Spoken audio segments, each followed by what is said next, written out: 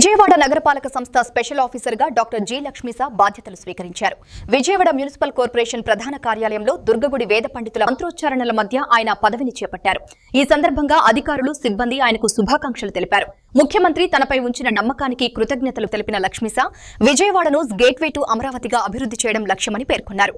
నగరంలో మౌలిక సదుపాయాల మెరుగుదల, పారిశుద్ధ్యం, తాగునీటి సరఫరా, రహదారుల అభివృద్ధిపై ప్రత్యేక దృష్టి సారిస్తామని చెప్పారు.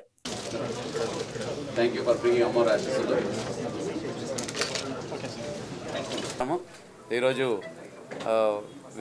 విజయవాడ మున్సిపాలిటీ స్పెషల్ ఆఫీసర్గా జీవోటీ నెంబర్ 284 ప్రకారంగా గవర్నమెంట్ ఇచ్చిన ఆదేశాల మేరకు స్పెషల్ ఆఫీసర్ ఛార్జ్ తీసుకోవడం జరిగింది.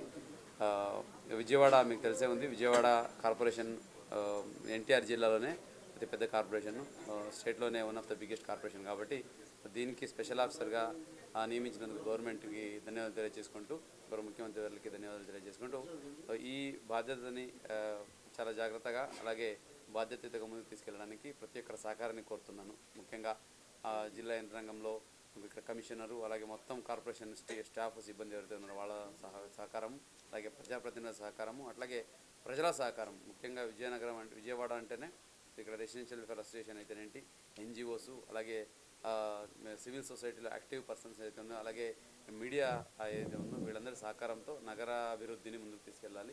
సో దీనికి ప్రతి ఒక్కరు సహకరించాలని కోరుతూ మనం కలిసి as a team NTR district ఇప్పటివరకు పనిచేస్తున్నాము. అదే టీమ్ స్పిరిట్తో కూడా నగర పరిపాలన కూడా ముందుకు తీసుకెళ్తూ ఎన్టీఆర్ జిల్లాని నెంబర్ 1 నిలపడానికి ప్రతి ఒక్కరి సహకారాన్ని కోరుతున్నాను.